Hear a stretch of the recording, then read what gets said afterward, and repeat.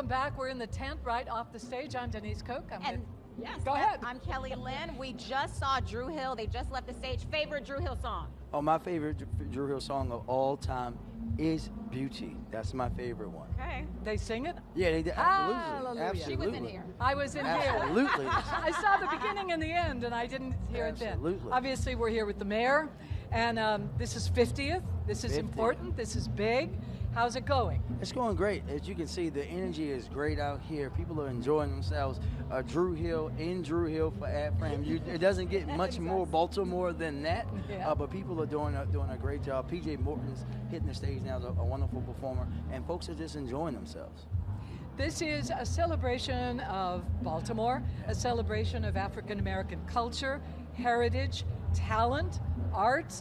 You have not only the performers, which of course is what we feature, but you have all these booths and vendors showing off talented people in the city. And everything, like you have folks that are making the clothes, right? Like this AFRAM shirt, the official AFRAM shirt is made by a Baltimore-based business, right? When you think about people buying the jewelry, the traditional AFRAM jewelry, African-American art, all of those things, the food, all of those things out there, watching our young people perform like the Fearless Dance Group earlier today, the young people that performed on the stage yesterday and Friday doing the club music tribute. When you think about what's happening on the Roots and Family stage, this is what really showcases the best of Baltimore and the best of Black Baltimore, but also the stuff that's else that's going on. We did that barbershop talk on the stage earlier today. Folks been out there getting health screening. We had some young lady giving demonstrations about doing hair. All Nice. of those kind of things are happening. So you're getting the completeness of Black culture here in Baltimore City. Yeah. We had a little bit of a twist, a development last night. A fight broke out, and then you had to implement new rules. Was that a surprise to you? Were you ready for that? And what is your message to the public regarding those new rules? Yeah, Kelly, for when that was happening, your colleague Rick and I were on the stage watching a performance, right? And the majority of the hundreds of thousands of people that were here yesterday didn't even know what was going on. You're talking about over 100,000 people that were here enjoying the festival. You're talking about less than 300 that were involved in the incident, and even less than that were actually fighting, right?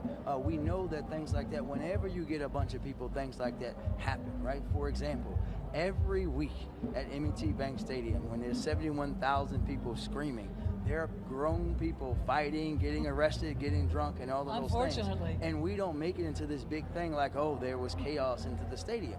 We say that isolated thing happened, and we move on and celebrate what actually happened. And most of the time, that's the Ravens beating the Steelers. And we just made that rule because when you're talking about what's happening, not just in Baltimore, but around the country with these young people, first of all, young people shouldn't be traveling that far away from home without their parents. That's a basic thing. And now we're just here. We're prepared. The police did a great job last night doing it as they always do at AFRAM, and we just keep moving forward. And we should mention that the new rule is that any children who are under the age of 18 need to be accompanied by an adult. Which, you know, Which when the I grew up and malls you have grew that up, rule. right, Yeah. that was a rule that the government didn't have to put on us, right? Yeah. If we were going somewhere this large, you had to be with an adult. To put a political context on this, AFRAM, 50 years, in those 50 years, there have been different climates in the country, and AFRAM is a reflection.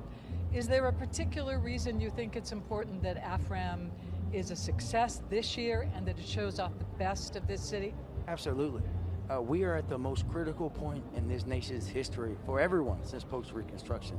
That's double and triple for African Americans, right? When you have the leaders of the country purposely going after eliminating Black history from textbooks, trying to take out Black culture, take out Black representation, voting rights, all of these things that people died for, we have to go bigger, we have to go blacker, we have to go bolder. And Denise, Kelly, I've been saying this a lot lately.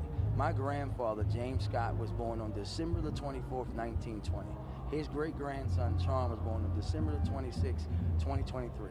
103 years and 2 days later, my grandfather had more rights. So that's why it's more important for us to showcase this and show people and tell people that no, even though the rest of the world may be trying to take away Black culture, Black history, Black people, here in Baltimore, we're proud of our heritage. And it's not just the Black people in Baltimore that are proud of our heritage. We're proud that we're a Black city. We're proud we have this deep culture, and we have to showcase to other people what you can do, even amidst the chaos.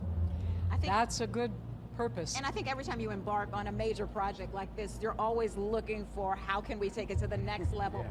What would you like to bring next year that maybe didn't get accomplished this time around? Well, we'll see. We always do a debrief, me, myself, and the whole team, and think about what we can do. Right? We just want to keep going bigger and better. There are always things that only folks like we see that the rest of the folks don't see because we're behind the veil, so to speak. But the little things, but then also just trying to figure out what different activations we can do, what different things that we can do to highlight different parts of the culture. They brought the fashion show back this year.